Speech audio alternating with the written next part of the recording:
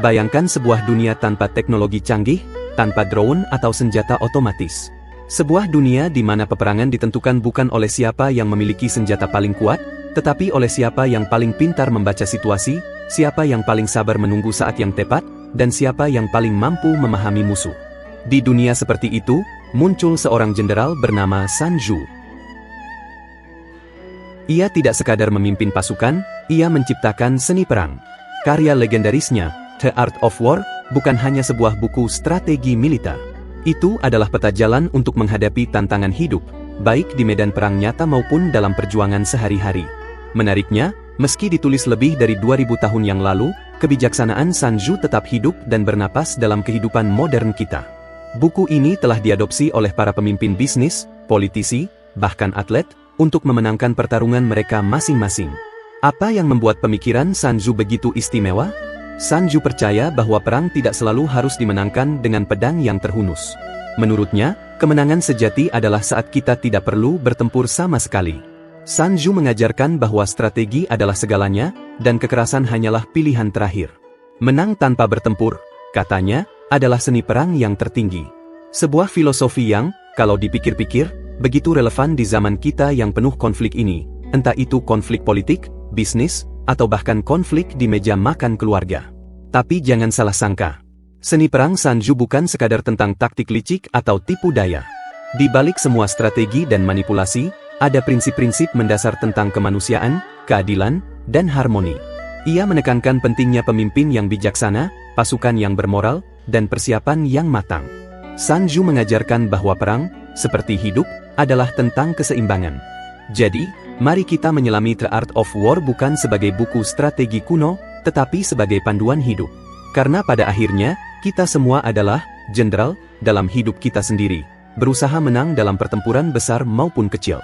Dan siapa tahu, mungkin dari Sun Tzu kita bisa belajar cara menang yang tidak hanya cerdas, tetapi juga elegan. Mari kita mulai.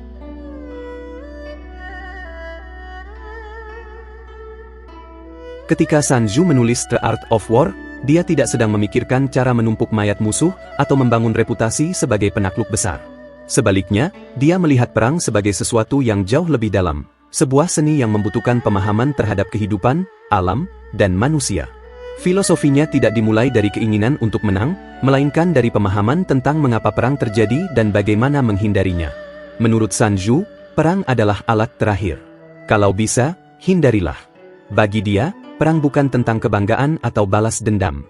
Ia adalah langkah yang harus diambil dengan sangat hati-hati, karena setiap konflik memiliki konsekuensi, tidak hanya untuk mereka yang bertarung tetapi juga untuk dunia di sekitarnya. Filosofi ini terdengar sederhana, tetapi seberapa sering dalam sejarah manusia kita melihat orang melupakan hal ini?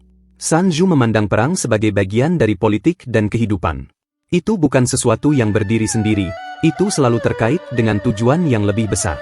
Dia mengatakan, perang adalah urusan besar negara, dasar kehidupan dan kematian, jalan untuk bertahan hidup atau kehancuran. Dalam kalimat ini, kita melihat bagaimana seriusnya Sun Tzu memandang konflik. Dia tidak pernah berbicara tentang perang hanya untuk perang itu sendiri. Hakikat perang bagi Sun Tzu adalah tentang membuat keputusan strategis, kapan harus bertarung, kapan harus mundur, dan kapan harus berdamai. Dia percaya bahwa pemimpin yang bijaksana harus selalu memikirkan hasil akhir. Bukan hanya kemenangan di medan perang, tetapi juga dampaknya pada rakyat, pasukan, dan bahkan musuh. Inilah inti dari filosofi Sun Tzu yang membuatnya begitu istimewa.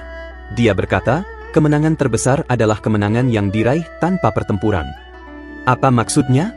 Bayangkan Anda bisa menyelesaikan konflik tanpa perlu menghunus pedang atau kehilangan nyawa. Bagi Sun Tzu, ini adalah bentuk kemenangan tertinggi. Bagaimana caranya? Sun Tzu percaya bahwa strategi adalah kunci. Jika Anda bisa memahami musuh Anda, membaca niat mereka, dan mengeksploitasi kelemahan mereka, Anda bisa menang tanpa harus berperang. Ini bukan berarti pengecut, tetapi cerdas. Bahkan, dalam banyak kasus, Sun Tzu melihat pertempuran fisik sebagai kegagalan strategi, karena itu menunjukkan bahwa Anda tidak cukup baik dalam mencegah perang sejak awal.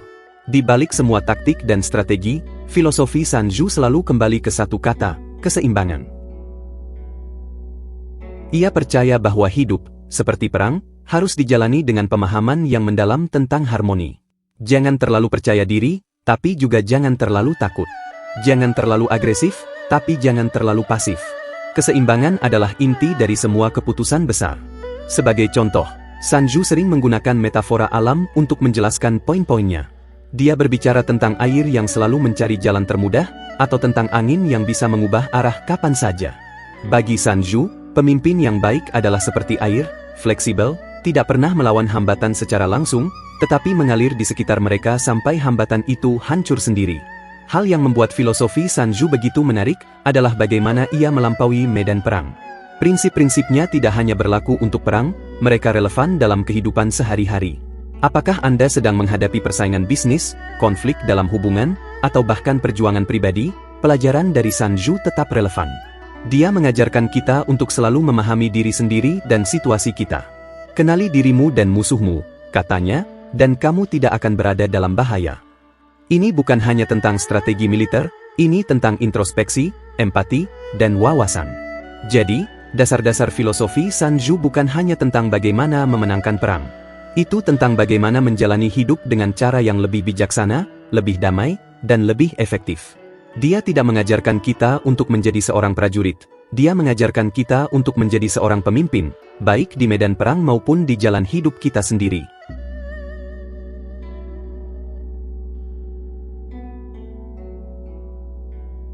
Kalau ada satu hal yang benar-benar ditekankan Sanju dalam The Art of War, itu adalah pentingnya persiapan. Dalam pikirannya, perang bukanlah ajang adu kekuatan, tetapi adu kecerdasan. Dan kecerdasan itu dimulai jauh sebelum pedang pertama dihunus atau panah pertama dilepaskan.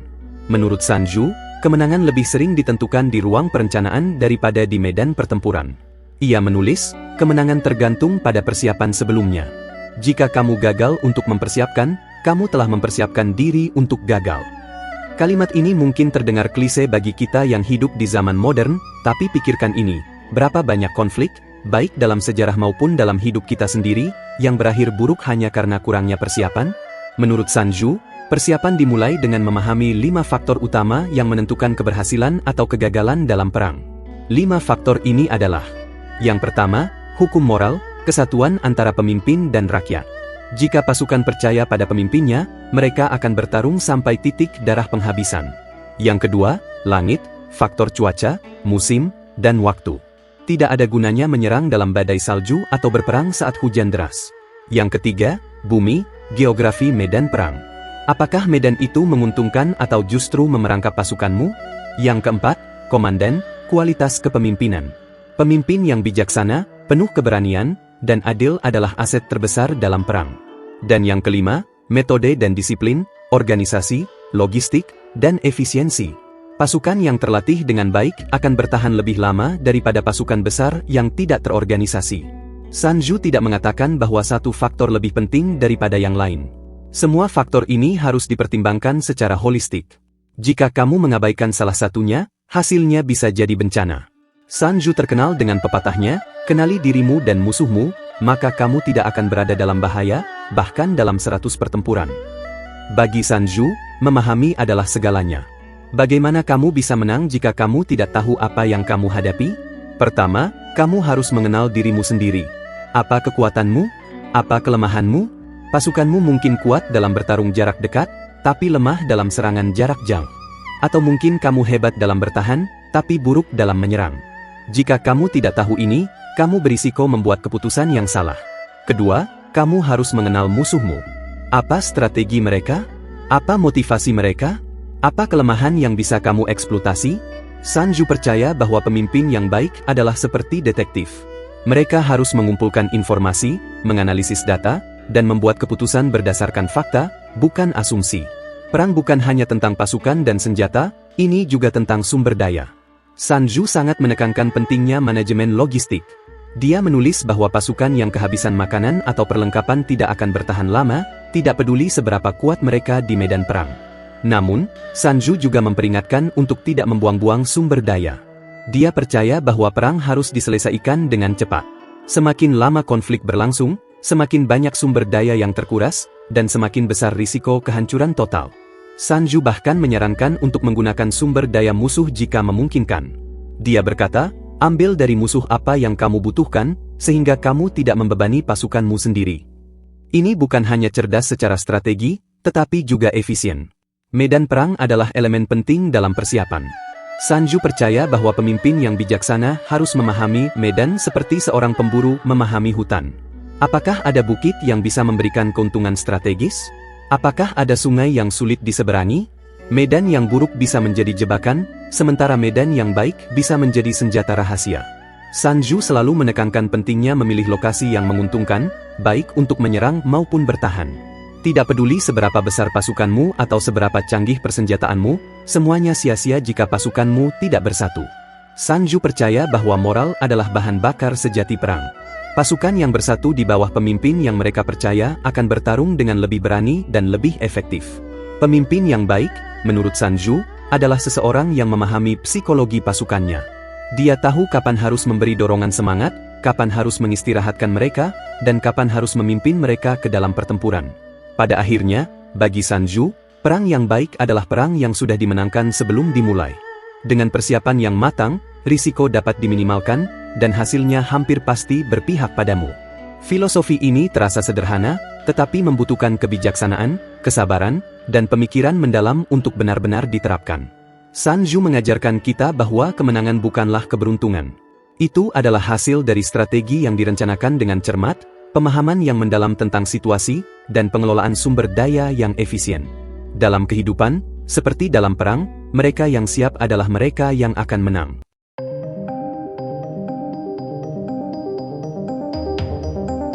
Kalau mendengar istilah The Art of War, mungkin kamu langsung membayangkan pasukan bersenjata, benteng yang dikepung, atau taktik medan perang. Tapi Sanju tidak pernah membatasi ajarannya hanya untuk urusan militer. Filosofinya adalah tentang memahami konflik dalam bentuk apapun, dan mencari jalan terbaik untuk menang. Di era modern ini, konflik tidak selalu berarti pertempuran fisik. Konflik itu bisa terjadi di ruang rapat, di dunia bisnis, di media sosial, bahkan dalam perjuangan melawan diri sendiri.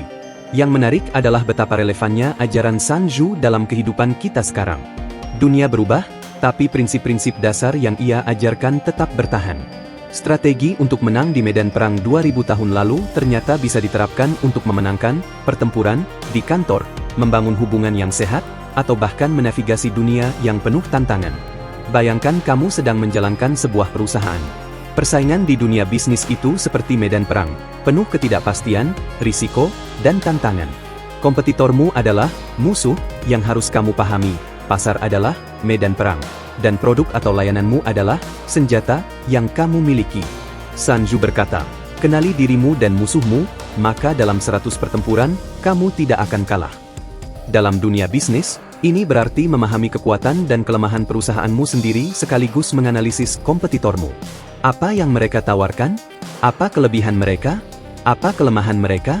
Dengan informasi ini, kamu bisa membuat strategi yang lebih baik untuk memenangkan pasar tanpa harus menghabiskan terlalu banyak sumber daya. Selain itu, Sanju juga menekankan pentingnya fleksibilitas. Dunia bisnis berubah dengan cepat, dan perusahaan yang tidak bisa beradaptasi akan tertinggal. Sama seperti dalam perang, pemimpin bisnis yang sukses adalah mereka yang bisa menyesuaikan strategi mereka dengan situasi. Ajaran Sanju juga sangat berguna dalam menghadapi konflik interpersonal. Dia mengajarkan bahwa kemenangan terbaik adalah kemenangan tanpa pertempuran. Jadi, dalam sebuah argumen atau perselisihan, apakah itu dengan pasangan, teman, atau kolega, tujuan utamamu seharusnya adalah menyelesaikan konflik tanpa menciptakan luka yang lebih dalam. Misalnya, daripada langsung menyerang atau membela diri, cobalah untuk memahami sudut pandang lawanmu. Apa yang mereka inginkan? Apa yang mereka takutkan? Dengan memahami hal ini, kamu bisa menemukan solusi yang saling menguntungkan tanpa harus merusak hubungan. Sanju juga menekankan pentingnya menjaga emosi. Dia berkata, jika kamu marah, kamu akan mudah dikalahkan. Ini adalah pengingat untuk tetap tenang dalam situasi konflik. Jangan biarkan emosi menguasai dirimu, karena keputusan yang diambil dalam keadaan marah seringkali menjadi bumerang. Kehidupan modern penuh dengan tekanan dan persaingan. Mulai dari mencari pekerjaan, mencapai target, hingga mengatasi tekanan sosial. Dalam semua ini, filosofi Sanju bisa menjadi panduan yang sangat berguna. Salah satu pelajaran terpenting dari The Art of War adalah pentingnya persiapan. Sanju berkata, kemenangan tergantung pada persiapan sebelumnya. Dalam kehidupan sehari-hari, ini berarti selalu memiliki rencana. Apakah itu untuk presentasi penting, wawancara kerja, atau bahkan perencanaan keuangan, persiapan adalah kunci sukses. Sun Tzu juga mengajarkan kita untuk memilih pertempuran dengan bijak. Tidak semua tantangan atau konflik layak untuk dilawan. Kadang, mundur adalah langkah paling cerdas yang bisa kamu ambil. Fokuslah pada hal-hal yang benar-benar penting dan abaikan hal-hal yang hanya menguras energi tanpa manfaat. Di era digital ini, pertempuran seringkali terjadi di dunia maya. Entah itu perang opini di media sosial, strategi pemasaran digital, atau bahkan kompetisi untuk mendapatkan perhatian audiens. Dalam konteks ini, ajaran Sun Tzu tentang informasi dan kecepatan menjadi sangat relevan. Dia berkata, perang adalah seni tentang menipu. Dalam dunia digital, ini bisa berarti menciptakan strategi pemasaran yang menarik atau membangun citra yang kuat di hadapan publik. Namun, penting untuk diingat bahwa menipu di sini bukan berarti tidak jujur, melainkan pintar membaca situasi dan memanfaatkan peluang. Sun Tzu juga mengajarkan pentingnya kecepatan. Dia berkata, bergerak secepat angin. Dalam dunia digital yang serba cepat, siapa yang bisa bertindak lebih cepat seringkali menjadi pemenang. Misalnya, perusahaan yang lebih cepat beradaptasi dengan tren teknologi baru biasanya memiliki keuntungan kompetitif dibandingkan dengan yang lambat. Selain menyerang, Sun Tzu juga sangat menekankan pentingnya bertahan. Dia berkata, mereka yang pandai bertahan menyembunyikan diri di balik perisai yang tidak bisa ditembus. Dalam kehidupan modern, ini berarti membangun fondasi yang kuat, entah itu dalam hal keuangan, hubungan, atau kesehatan mental. Misalnya, memiliki dana darurat adalah bentuk pertahanan finansial yang baik. Sama halnya, menjaga kesehatan fisik dan mental adalah strategi bertahan untuk menghadapi tekanan kehidupan. Sun Tzu mengajarkan kita bahwa sebelum memulai serangan, pastikan pertahananmu kuat. Pada akhirnya, menerapkan seni perang dalam kehidupan modern bukan tentang menjadi licik atau manipulatif. Itu adalah tentang memahami situasi, mempersiapkan diri, dan membuat keputusan yang bijaksana. Sun Tzu mengajarkan kita bahwa konflik tidak harus diselesaikan dengan kekerasan, dan kemenangan sejati adalah kemenangan yang membawa manfaat bagi semua pihak. Jadi, baik kamu sedang menghadapi persaingan bisnis, konflik hubungan, atau tantangan pribadi, cobalah lihat hidupmu dari perspektif Sun Tzu. Karena, seperti yang ia katakan, kemenangan yang sempurna adalah saat musuh menyerah bahkan sebelum pertempuran dimulai. Dalam hidup, itu berarti menemukan cara untuk menang dengan elegan, bijaksana, dan damai. Seni perang Sun Tzu bukan sekadar buku strategi kuno, ia adalah cermin yang memantulkan kebijaksanaan universal. Di setiap lembarannya, tersirat pelajaran yang jauh melampaui medan pertempuran, mengajarkan kita cara memahami konflik, menemukan jalan keluar, dan meraih kemenangan dengan cara yang cerdas dan bijak. Kalau dipikir-pikir, hidup kita ini kan juga semacam perang kecil setiap hari. Kita mungkin tidak berhadapan dengan musuh bersenjata, tetapi kita menghadapi tantangan, persaingan, dan masalah yang seringkali sama rumitnya.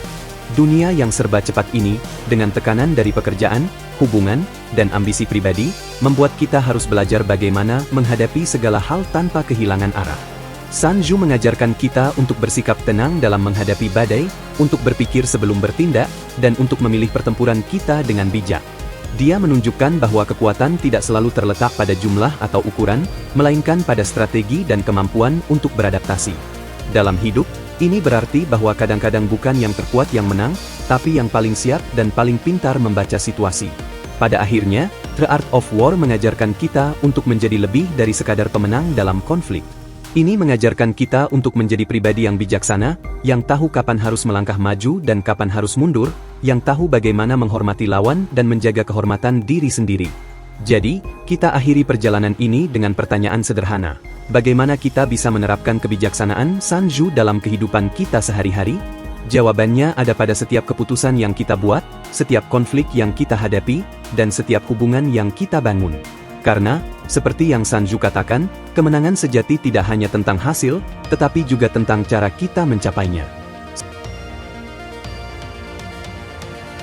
Semoga informasi ini ada manfaatnya. Sekian, dan terima kasih.